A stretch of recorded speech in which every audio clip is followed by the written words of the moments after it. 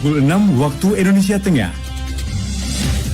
Inilah Radio Republik Indonesia Bau-Bau dengan Warta Kipton, berita seputar Kepulauan Buton.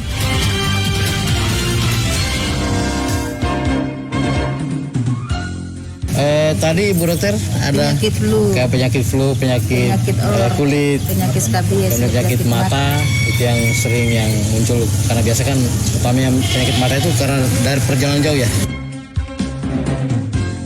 Ini adalah merupakan salah satu strategi untuk penurunan stunting kita.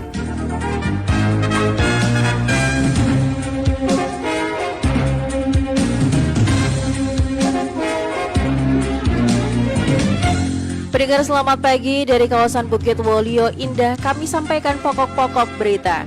Ratusan hewan ternak di Kota Bau-Bau kena sidak Dinas Pertanian dalam rangka intensifikasi pengawasan hewan kurban jelang Lebaran Idul Adha. Pemkot Bau-Bau mengajak masyarakat di 12 kelurahan beresiko stunting untuk gemar makan ikan sebagai salah satu upaya penanganan kasus gagal tumbuh kembang pada anak. Inilah Warta Kapten Pagi selengkapnya hari ini, Rabu 26 Juni 2023, bersama saya Siti Nur Hardianti.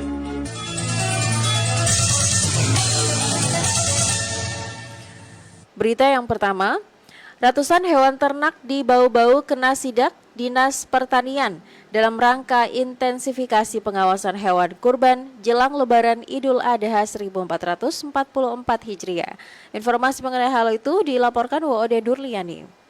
Menjelang H-2 Lebaran Idul Adha, ratusan kambing dan sapi di penangkaran sapi dan kambing Kota Bau-Bau disidak Dinas Pertanian melalui bidang peternakan dan kesehatan hewan. Seluruh kambing dan sapi jualan tak luput dari pantauan dokter hewan dan petugas untuk memastikan hewan yang dijual layak kurban dan tidak berpenyakit, apalagi mengidap penyakit zoonosis yang dapat menular ke manusia. Dalam pantauan petugas, sejumlah kambing didapati menderita penyakit skabies, penyakit mata hingga flu. Kambing-kambing tersebut kemudian diberikan vitamin dan obat-obatan oleh petugas dengan cara disuntik maupun dalam bentuk tablet. Kepala Dinas Pertanian Abdul Rais mengungkapkan penyakit yang ditemukan sejauh ini tidak berbahaya bagi manusia dan masih dalam batas toleransi. Seluruh hewan tersebut masih layak dijual untuk kurban.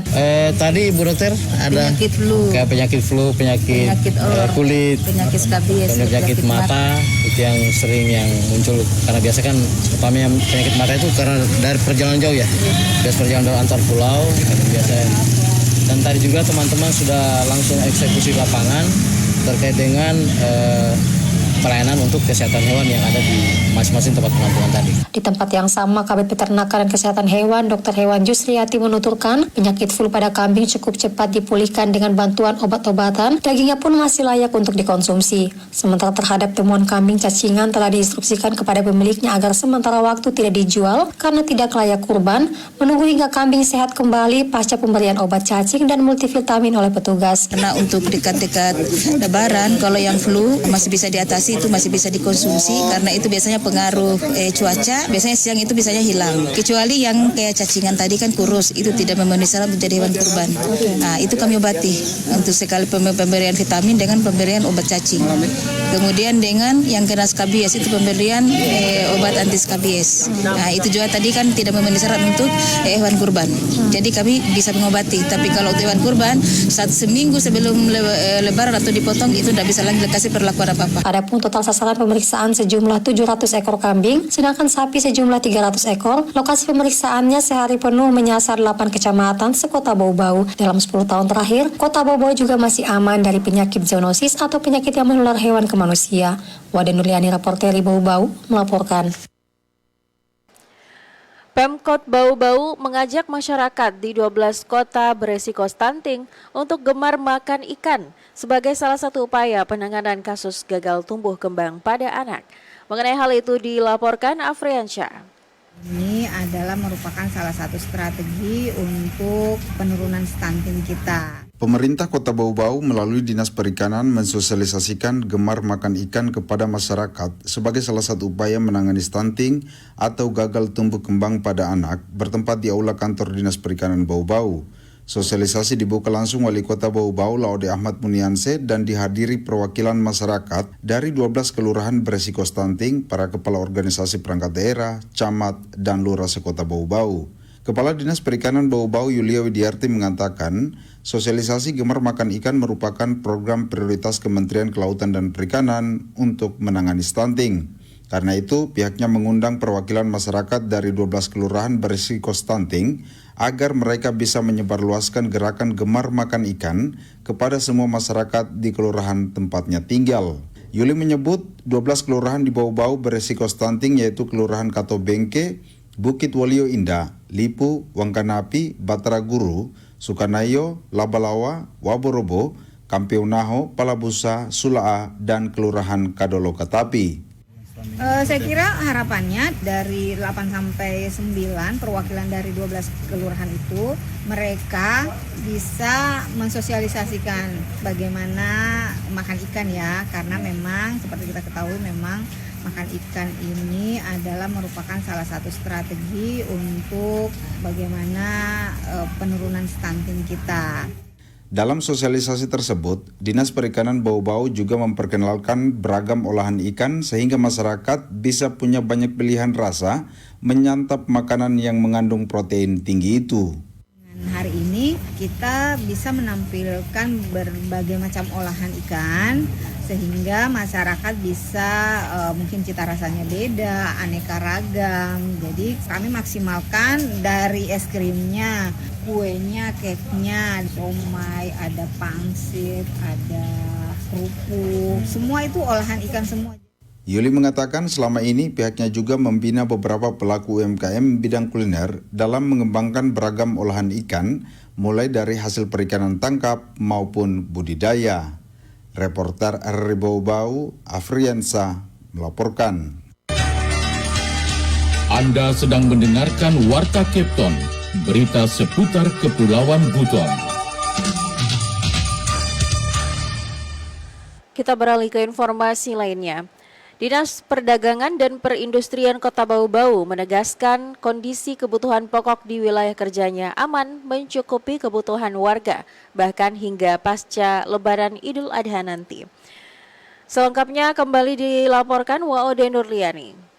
Stok kita untuk kebutuhan pokok masyarakat cukup sampai dengan selesai Lebaran. Di sela-sela kegiatan Pasar Pangan Murah, Kepala Dinas Perdagangan dan Perindustrian Kota Bau-Bau Laode Ali Hasan mencerminkan kondisi kebutuhan pokok di wilayah kerjanya aman mencukupi kebutuhan warga, bahkan hingga pasca Lebaran Idul Adha nanti. Komoditi yang disinggung Kadis Perdagangan diantaranya ketersediaan daging sapi, daging ayam, beras, telur ayam, minyak goreng, gula pasir, bahkan aneka bumbu dapur stoknya melimpah. Dikatakan Ali Hasan selain ketersediaannya cukup, harganya pun masih terpantau normal dan tidak menunjukkan gejala kenaikan signifikan seperti Lebaran sebelumnya. Harga telur mendekati Lebaran terus berangsur turun, bahkan ukuran jumbo ditemui senilai Rp65.000 per rak, sedangkan ukuran paling kecil sebelumnya Rp62.000, kini di pasar sudah dijumpai Rp58.000. Ketersediaan pangan kita terutama stok kebutuhan pokok untuk masyarakat Kota Bau-Bau dan sekitarnya sampai dengan hari ini masih dalam kondisi siap menghadapi Idul Adha ini. Dalam artian bahwa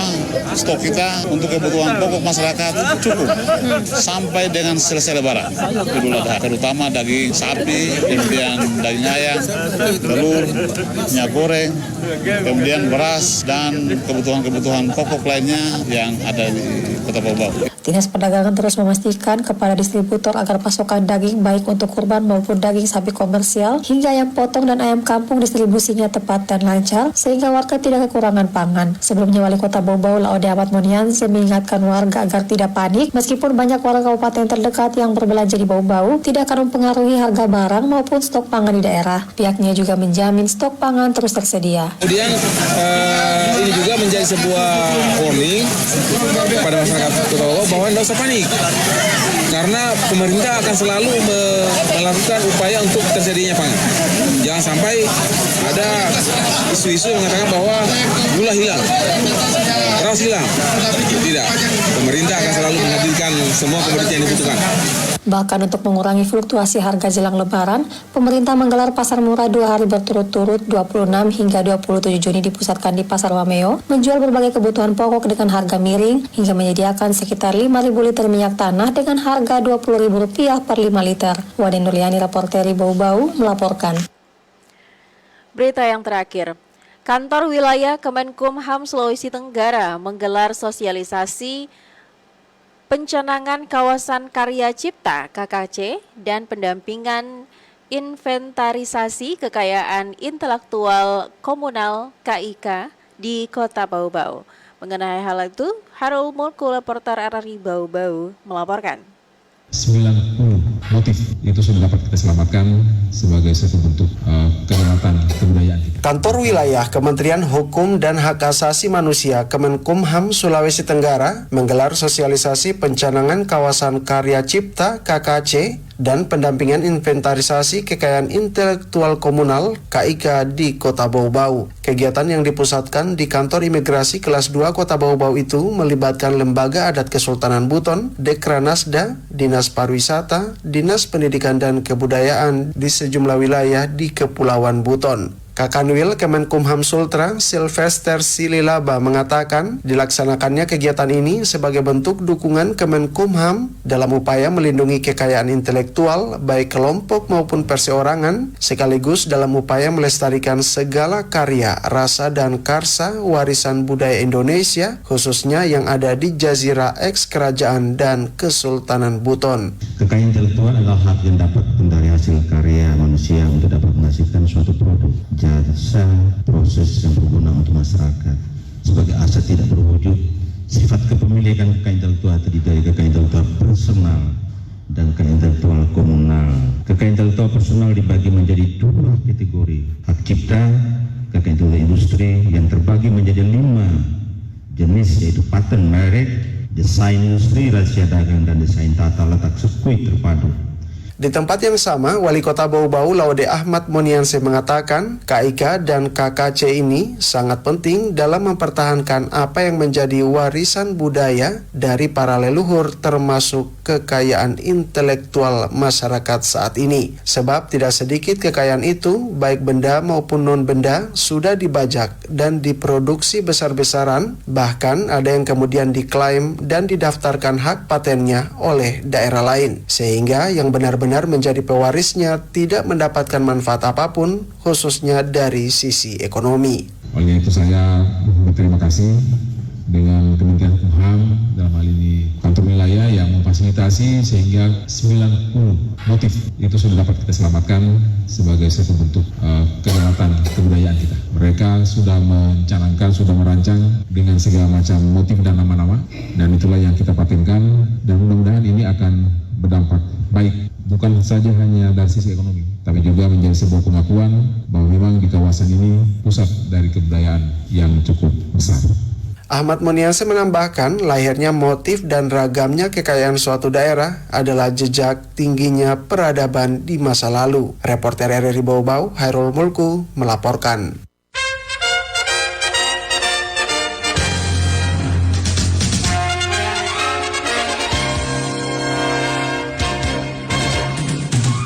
Pendengar, sebelum kami akhiri Warta Kapten pagi ini, kembali kami sampaikan pokok-pokok berita.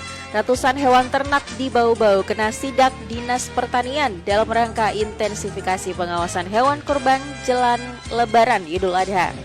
Pemkot Bau-Bau mengajak masyarakat di 12 kelurahan beresiko stunting untuk gemar makan ikan sebagai salah satu upaya penanganan kasus gagal tumbuh kembang pada anak.